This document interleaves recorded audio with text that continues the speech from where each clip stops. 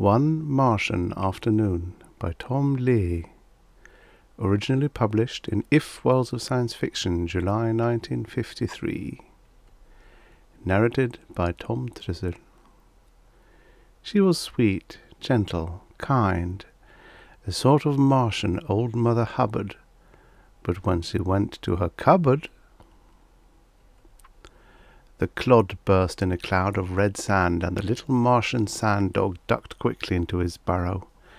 Mary Lou threw another at the aperture in the ground, and then ran over, and with the inside of her foot she scraped sand into it until it was filled to the surface. She started to leave, but stopped. The little fellow might choke to death, she thought. It wasn't his fault she had to live on Mars. Satisfied that the future of something was dependent on a whim, she dug the sand from the hole. His little yellow eyes peered out at her. "Go on and live," she said magnanimously. She got up and brushed the sand from her knees and dress, and walked slowly down the red road. The noon sun was relentless. Nowhere was there relief from it. Mary Lou squinted and shaded her eyes with her hand. She looked in the sky for one of those infrequent Martian rain clouds, but the deep blue was only occasionally spotted by fragile white puffs. Like the sun, they had no regard for her either. They were too concerned with moving toward the distant mountains, there to cling momentarily to the peaks and then continue on their endless route. Mary Lou dabbed the moisture from her forehead with the hem of her dress. "I know one thing," she mumbled. "When I grow up, I'll get to Earth and never come back to Mars, no matter what." She broke into a defiant, cadenced step. "And I won't care whether you and Mummy like it or not," she declared aloud, sticking out her chin at an imaginary father before her.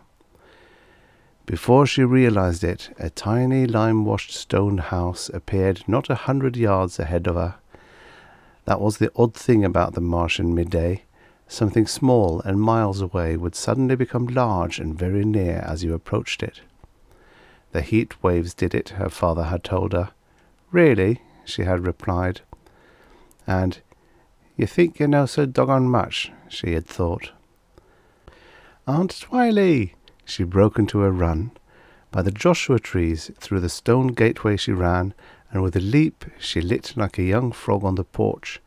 "Hi, Aunt Twiley!" she said breathlessly. An ancient Martian woman sat in a rocking chair in the shade of the porch. She held a bowl of purple river apples in her lap. Her papyrus-like hands moved quickly as she shaved the skin from one. In a matter of seconds it was peeled. She looked up over her bifocals at the panting Mary Lou. "Gracious child, you shouldn't run like that at this time of day," she said. "You Earth children aren't used to our Martian heat. It'll make you sick if you run too much." "I don't care. I hate Mars. Sometimes I wish I could just get good and sick so I'll get to go home." "Mary Lou, you are a little tyrant," Aunt Twiley laughed. "What you doing, Aunt Twiley?" Mary Lou asked, getting up from her frog posture and coming near the old Martian lady's chair. "Oh, peeling apples, dear. I'm going to make a cobbler this afternoon." She dropped the last apple, peeled, into the bowl. "There, done. Would you like a little cool apple juice, Mary Lou?" "Sure, you betcha. Hey, could I watch you make the cobbler, Aunt Twiley? Could I? Mummy can't make it for anything. It tastes like glue. Maybe, if I could see how you do it, maybe I could show her. Do you think?" "Now, Mary Lou, your mother must be a wonderful cook to have raised such a healthy little girl. I'm sure there's nothing she could learn from me," Aunt Twiley said as she arose. "Let's go inside and have that apple juice." The kitchen was dark and cool, and filled with the odours of the wonderful edibles the old Martian had created on and in the earth-made stove. She opened the earth-made refrigerator that stood in the corner, and withdrew an earth-made bottle filled with Martian apple juice. Mary Lou jumped up on the table and sat cross-legged. "Here, dear." Aunt Twiley handed her a glass of the icy liquid. Thanks," Mary Lou said, and gulped down half the contents. "That tastes dreamy, Aunt Twiley." The little girl watched the old Martian as she lit the oven and gathered the necessary ingredients for the cobbler. As she bent over to get a bowl from the shelf beneath Marilou's perch, her hair brushed against the child's knee. Her hair was soft, soft and white as a puppy's, soft and white like the down from a dandelion. She smiled at Marilou. She always smiled. Her pencil-thin mouth was a perpetual arc. Marilou drained the glass. "Aunt Twiley, is it true that my daddy says about the Martians?" "True? How can I say, dear? I don't know what he said." "Well, I mean that when us Earth people came, you Martians did infanticide?" Aunt Twiley interrupted, rolling the dough on the board a little flatter, a little faster. "Yeah, that's it. Killed babies," Marilou said, and took an apple from the bowl. "My daddy says you were real primitive and killed your babies for some silly religious reason. I think that's awful. How could it be religious? God couldn't like to have little babies killed." She took a big bite of the apple. The juice ran from the corners of her mouth. "Your daddy is a very intelligent man, Marilou, but is partially wrong. It is true, but not for religious reasons. It was a necessity. You must remember, dear, Mars is very arid, sterile, and able to sustain many living things. It was awful, but it was the only way we knew to control the population." Marilou looked down her button nose as she picked a brown spot from the apple. "I'll tell him he's wrong," she said. "He thinks he knows some damn much." "Marilou!" Aunt Twiley exclaimed as she looked over her glasses. "A sweet child like you shouldn't use such language." Marilou giggled and popped the remaining portion of the apple in her mouth. "Do your parents know where you are, child?" Aunt Twiley asked as she took the bowl from Marilou's hands. She began dicing the apples into a dough-lined casserole. "No, they don't," Marilou replied. She sprayed the air with little particles of apple as she talked. "Everybody's gone to the hills to look for the boys." "The boys?" Aunt Twiley stopped her work and looked at the little girl. "Yeah, Jimmy and Eddie and some of the others disappeared from the settlement this morning. The men are afraid they run off to the hills and the renegades got 'em." "Gracious!" Aunt Twiley said, her brow knitted into a crisscross of wrinkles. "Oh, I know those dopes. They're probably down the canals fishing or something." "Just the same, your mother will be frantic, dear. You should have told her where you were going." "I don't care," Marilou said with unadulterated honesty. "She'll be all right when I get home." Aunt Twiley shook her head and clucked her tongue. "Can I have another glass, please?" The old lady poured the glass full again, and then she sprinkled sugar down among the apple cubes in the casserole and covered them with a blanket of dough. She cut an uneven circle of half-moons in it and put it in the oven. "There, all ready to bake, Marilou," she sighed. "It looks real yummy, Aunt Twiley." "Well, I certainly hope it turns out good, dear," she said, wiping her forehead with her apron. She looked out the open back door. The landscape was beginning to grey as heavier clouds moved down from the mountains and pressed the afternoon heat closer, more oppressively to the ground. "My, it's getting hot. I wouldn't be a bit surprised if we didn't get a little rain this afternoon, Marilou." She turned back to the little girl.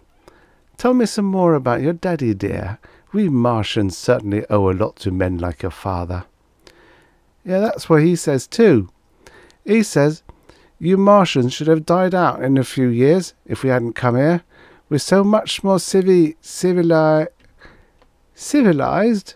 Yeah.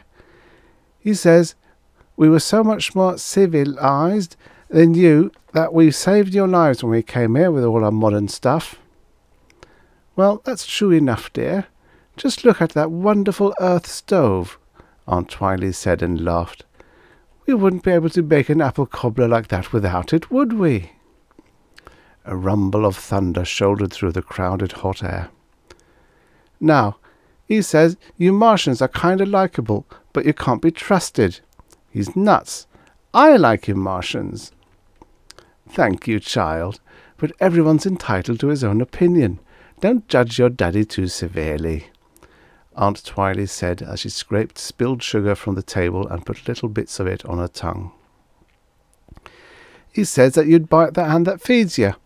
He says we brought all these keen things to Mars, and that if you got the chance, you'd kill all of us.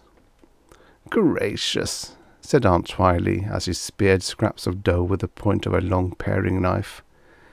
He's a dope, Marilou said. Aunt Twylee opened the oven and peeked in at the cobbler. The aroma of the simmering apples rushed out and filled the room. Could I have some cobbler when it's done? Marilou asked, her mouth filling with saliva. I'm afraid not, child. It's getting rather late. The thunder rumbled again, a little closer, a little louder. The old lady washed the blade of the knife in the sink. Tell me more of what your father says, dear, she said as she adjusted the bifocals on her thin nose and ran her thumb along the length of the knife's blade. Nothing much more. He just said you'd kill us if you had the chance. That's the way the inferior races always act, he says. They want to kill the people that help them because they resent them. Very interesting. Well, it isn't so, is it, Aunt Twylee? The room was filled with blinding blue-white light, and the walls quaked at the sound of a monstrous thunderclap. The old Martian glanced nervously at the clock on the wall. My, it is getting late, she said as she fondled the knife in her hands. You Martians wouldn't do anything like that, would you? You want the truth, don't you, dear? Aunt Twylee asked, smiling, as she walked to the table where Marilou sat.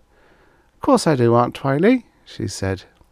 Her scream was answered and smothered by the horrendous roar of the thunder and the piercing hiss of the rain that fell in sheets.